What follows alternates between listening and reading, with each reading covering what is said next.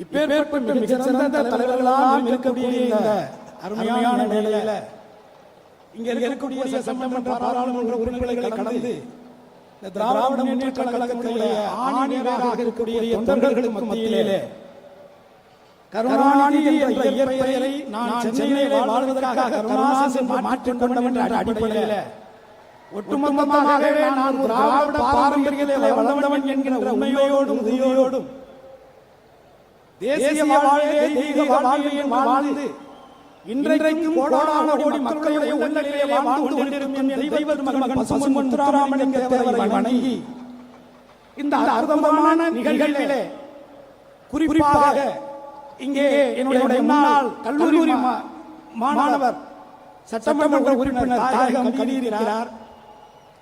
நான் அண்ணாமலை கல்லூரியிலே 88 வாக்கிலே படித்த பொழுது அன்றைக்கு மாணவர் பேரவையுடைய நிகழ்வுக்காக அன்பகத்திலே இருந்து இன்றைக்கு முதலமைச்சராக இருக்கக்கூடிய அருமை அண்ணன் தளபதி அவர்களை நான் அழைத்து சென்று அன்றைக்கு கல்லூரி மாணவர் பேரவையை துவங்கிய பொழுது நான் 2000 வாழ பட்டாசு வைத்துக் கொண்டிருந்தேன். அந்த பட்டாசு பத்திரிகைங்கிற பொழுது பிரின்சிபல் வந்து அதை புடிக்கிட்டு போயிட்டார். புடிக்கிட்டு கையில பின்னாடி வச்சிருந்தார். தளபதி வந்தாரு, பயலாம் கரகோசம் அப்படியே டப்புன்னு அடிச்சிட்டு மேல கூட்டிட்டு போகும்போது நான் பின்னாடி போயிட்டு பிரின்சிபல் வச்சல கொளுத்தி விட்டேன். டப்பு டப்பு டப்பு வெடிச்சு தூக்கி போட்டார். அடுத்த நாள் எனக்கு சிசிஏ கொடுத்துட்டாங்க. அது வேற. அதுக்கப்புறம் ஒரு வருஷம் கழிச்சு ஊருக்கு போயிட்டு மறுபடியும் வந்தா நான் மாநில கல்லூரி தமிழ் இலக்கியம் எடுத்து படிச்சேன்.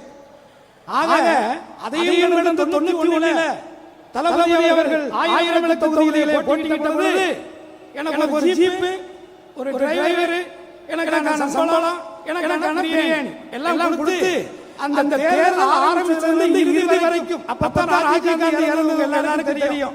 காமராஜர் அரங்குக்கு ஏற்ற மாதிரி ஒரு ஏரியாவை மைக் பிடிச்சு வந்து கொண்டிருக்கிறார். உங்கள் அருமை வேட்பாளர் அண்ணன் தளபதி அவர்கள் வந்து கொண்டிருக்கிறார் சொல்லும்போது சரசரன் கல்லு வருது. இருக்குல்ல, என்ன தெரியல, ஏன்னா இங்க அது ஒரு துயரம் நடந்துருச்சு. அந்த தருணத்துல எகிரி குதிச்சு செல்லாமே காலத்துல குதிச்சு தப்பிச்சு உயிரிழச்சு நான் வந்து எங்க போனா பழைய எம்எல்ஏஸ்க்கு போனேன். ஆக ஏதோ ஒரு சக்தி, ஏதோ ஒரு உண்மை, ஏதோ ஒரு நேர்மை இந்த இயக்கத்தின் மீது அன்பு மாறாமல் உறுதியான பற்றுள்ளவர்களுடைய பாரம்பரியத்திலே வந்தவன் என்ற அடிப்படையில்தான் எல்லாம் வல்ல இறைவன் இந்த இடத்திலே அமர்ந்திருக்கிறார் என்று நான் உறுதியாக நம்புகிறேன்.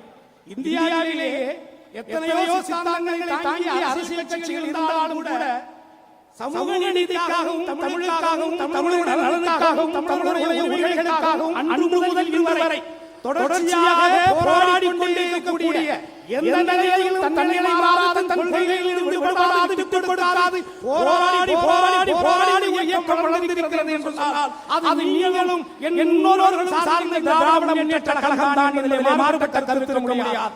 எத்தனையோ இயக்கங்கள் இருக்கிறது. ஆனால் வெள்ளி விழா கொண்டாடிய பொழுது ஒரு இயக்கம் அதே திராவிட முன்னேற்ற கழகம் என்ற ஆட்சியிலே இருந்தது. அதேபோல் பொன்விழா கொண்டாடிய பொழுது இதே திராவிட முன்னேற்ற கழகம் அன்றைக்கும் ஆட்சியிலே இருந்தது. இன்றைக்கு பவளவிழா கொண்டாடி கொண்டிருக்கிறது. இன்றைக்கும் இதே திராவிட முன்னேற்ற கழகம் ஆட்சியிலே இருக்கிறது. வரக்கூடிய காலத்திலே 100 ஆண்டுகளுக்கான விழாவையும் கொண்டாடும் அன்றைக்கும் திராவிட முன்னேற்ற கழகம் ஆட்சியில் இருக்கும். இதிலே ஒரு ட்விஸ்ட் சொன்னால் அன்றைக்கு என் அருமை சகோதரர் உதயநிதி ஸ்டாலின் அவர்கள் முதலாக இருப்பார் என்பதை நான் உறுதியிட்டு சொல்கிறேன். எந்த ஒரு சக்தியாலும் இது முழுக்க முழுக்க தொண்டருடைய ஆணியாக இருக்கக்கூடிய ஒரு இயக்கம். இந்த இயக்கத்துக்கு மதரீதியான அமைப்புகளாலும் சக்திகளாலும் சிறு சிறு சலசலப்பு தவிர யார் ஒருவராலும் இந்த இயக்கத்துடைய ஆணிகளை அசைக்கவே முடியாது என்பதை அறிந்திருக்கிறேன் நான் உறுதியாக சொல்கிறேன். ஆகவே 1967 பேரறிஞர் அண்ணா அவர்கள் முதலமைச்சராக பதவியேற்ற பொழுது அந்த பதவியை அன்றைய தற்காலிக சபாநாயகராக பொறுப்பேற்றுக் கொடுத்தவர் எங்கள் முன்னோர் முக்கையா தேவர்கள் யாரும் மறந்துவிட முடியாது. அன்றைக்கு 67 அதே திராவிட முன்னேற்ற கழகத்திற்கு ஆதரவளித்து அதன் மூலமாக முதல்வராக பொறுப்பேற்ற அண்ணா அவர்களிடையே இருந்து 3 கல்லூரிகளை பெற்றுக் கொடுத்த ஒரு மகான். அந்த விதத்திலே அன்று முதல் இன்று வரை எனது முன்னோர்கள் தொடர்ந்து இந்த திராவிட முன்னேற்ற கழகத்திற்கான ஆதரவை கொடுத்துக் கொண்டிருக்கிறார்கள். அந்த வரிசையிலே தொடர்ச்சியாக தமிழர்கள் நலனுக்காக, சமூக நீதிக்காக, இந்த மண்ணுடைய மானத்திற்காக, இந்த மண்ணுடைய வளர்ச்சிக்காக, இந்த மண்ணுடைய உரிமைகளுக்காக, இந்த மக்களுடைய மொழி உரிமைகளுக்காக அத்தனை உரிமைகளுக்கும் தொடர்ந்து போராடி கொண்டிருக்கும் இருக்கும் இந்த திராவிட முன்னேற்ற கழகத்தினுடைய கொள்கைகளுக்கு முக்குளத்தோர் பிடிப்படை என்று உறுதியாக உறுதியாக வாய்ப்பு விடைபெறுகிறேன். நன்றி, வணக்கம்.